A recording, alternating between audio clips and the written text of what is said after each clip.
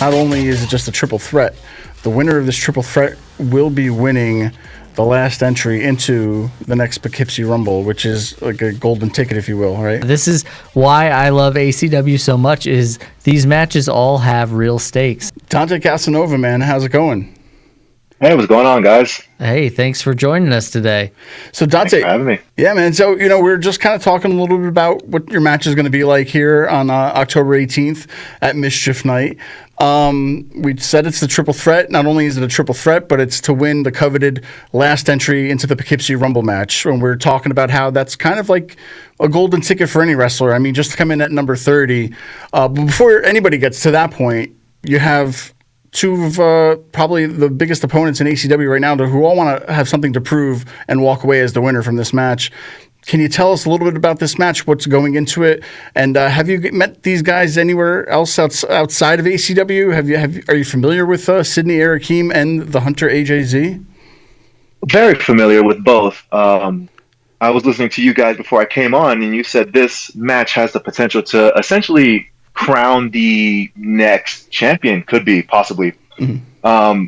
You're absolutely right. Being the number 30 seed in this Rumble, as history has shown, could potentially make or break someone, but history has shown it makes the next top guy. And that's exactly what I am here at ACW to be, is the next top guy.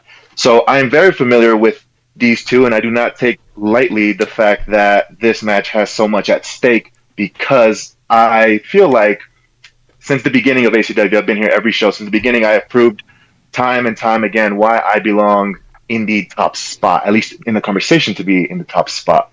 As you mentioned before, I had a hell of a match with one Mr. Mike Santana.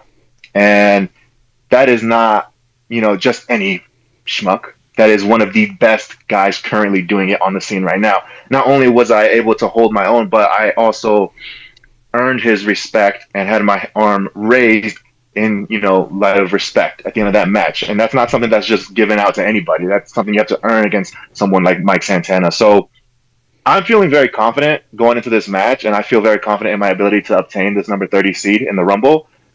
Sidney Arakim, I've actually ridden in cars with him to shows, crossing state borders and whatnot. I've had meals with him. That's someone I consider an actual friend. I know what he's capable of. Hell, I know where he's been. He's been somewhere that I would want to be. He's been to other promotions that I would want to be in. So I know exactly what he's capable of. Now, the Hunter AJZ, I'm very familiar with him. Let me bring something up. Oh, yeah. Look at that. Now, it's not just the championship that I bring up because I want to be cool or cocky, whatever. I bring this up because a little over a year ago, when I first met AJZ, we crossed paths in a triple threat as well.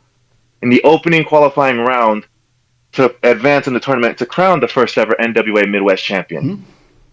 Now, AJZ was one of my, opponents in that match. And, you can kind of put two and two together. I'm holding this championship. He's not. What does that really say? What more do I have to say other than that? Absolutely.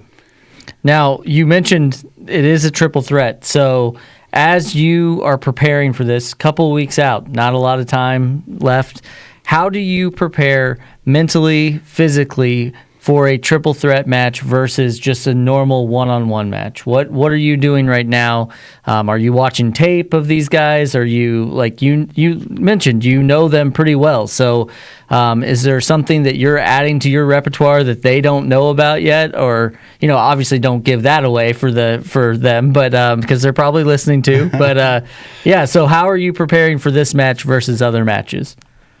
Well, there's a lot that goes into a triple threat. It's anyone's game, really. As opposed to a one-on-one match where you have to best one opponent. This is different. You have to best two opponents, and not just best them, but you have to keep your eyes open at all times. Because let's say, for instance, I'm doing all the work. I'm whooping some ass here and there. I'm whatever. I have the match won. Somebody could come from behind, sneak a victory over me, and I don't even necessarily have to be the one that has to be pinned to be to lose the match. It could go any which way.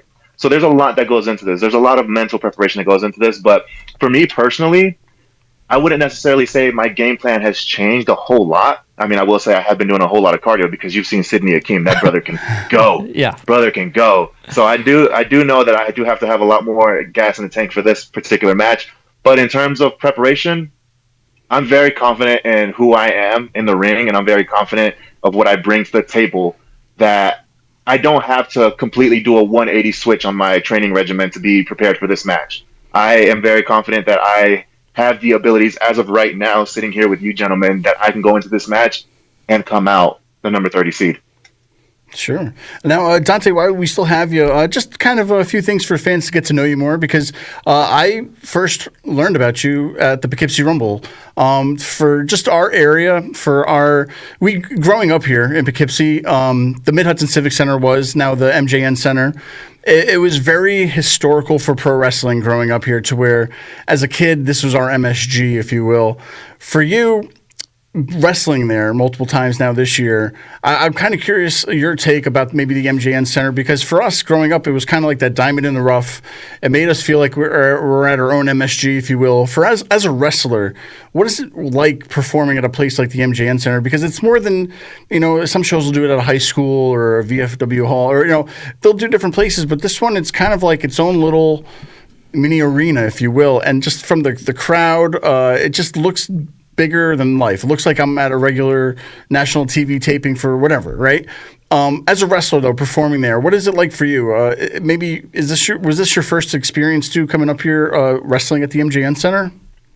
Yes, I will say that, and this is not to blow smoke up the company's butt or whatever the case is, but this is my favorite venue to wrestle in, to perform in. Not just because of the company itself, which I love ACW. I love everything they're doing. I'm very blessed and honored to be a part of the company, but just the atmosphere that this company and this arena brings to us performers. There's nothing like it. I've never been to an arena that's jam-packed with, thousands of people just screaming all night long. And I'm sure you guys have seen it. There's times where you go to these high school venues or these VFW halls, whatever. They'll be rowdy for maybe the first 3-4 matches, but then they just gas out. But in an arena like this, when you have this production, when you have the caliber of talent that we do, and you have the diehard fan base that we have, they are not silent at all. They are just rowdy the entire time. Yeah. So for me as a wrestler, being able to come into this kind of environment with this crowd and this venue, it just brings so much more out of me. It just makes me want to perform to more than what I'm capable of. It wants me to better myself. I feel like there's just a whole nother level that I reach every time I'm at that venue. Nice, yeah. Now, Dante, it's Mischief Night, obviously. There is a huge meet and greet beforehand with stars that I wouldn't even have thought that we're still going to be able to get this day and age. But is there anybody that you're going to feel a little starstruck, sharing that venue with on that night? No. And that's not because I am not a fan of anybody that is at the show. I am a fan of everybody that's on the show. But for me to feel starstruck would mean, to me personally, it would mean I'm not at their level. And in my mind, I am at their level. So I have no reason to be starstruck to anybody there. Great answer. They're a peer to me. So why would I be starstruck? Absolutely. Sure. And now, Dante, for fans out there, I want to kind of introduce them to who you are, right? For me, if we weren't doing another wrestling podcast, I would love to do maybe another ancient history podcast or a UFO podcast or whatever. But I love what you're doing with, I don't want to be I'm not saying gimmick or whatnot, but can you tell us how you created or you got into Dante Casanova, how you got from point A to point B where you are now? Because I think what you're doing, I wish nobody else is doing. And I think what you're doing, man, is really great, just with your look, what you're doing, surrounding with El Jaguar, Dante Casanova. Yes. Can you tell us how you became that, and maybe what kind of struck your mind to how I want to mold yourself into this wrestling persona to be who you are today? So when I was coming up, when I was growing up, there was a lot of emphasis on where we came from in real life, because I'm first generation Mexican American. My family, my father, my mother, my grandparents, they're all born and raised in Mexico. So there's a whole lot of pride being from Mexico. Granted, I haven't really had the ability to, I guess, experience it on that level because I've only ever really visited for, a week or two at a time. So growing up, my father always instilled to me, we're from the motherland. You're from the motherland. You have this blood running through your veins. And while the Aztecs are not really known in today's day and age, the significance of them in today's day and age is astronomical. Like it actually is very, very fascinating how much their influence still lives on in today's day and age.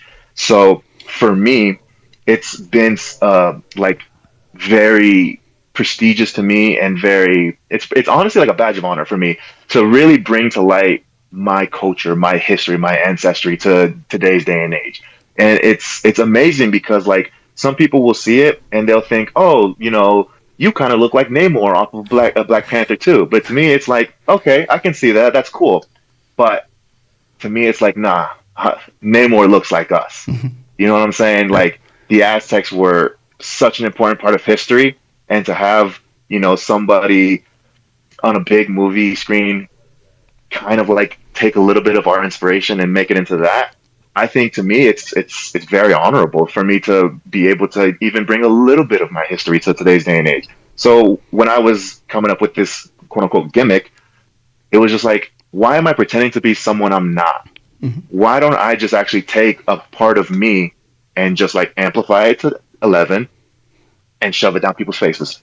Let them know why I'm so prideful of my culture, why I'm so prideful, and why it just brings so much joy for me to don the cape, don the Jaguar face mask, don the feathers on the face. It's just, to me, there's like no better honor than for me to honor my ancestry.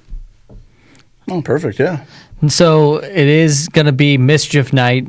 We are deep into, well, we're in the beginning of October, but if you had to pick a favorite, I don't know how you are with horror movies and stuff, but what's kind of your favorite movie for this time of year? If you're just at home and you're not training or whatever, what do you throw on for the month of October?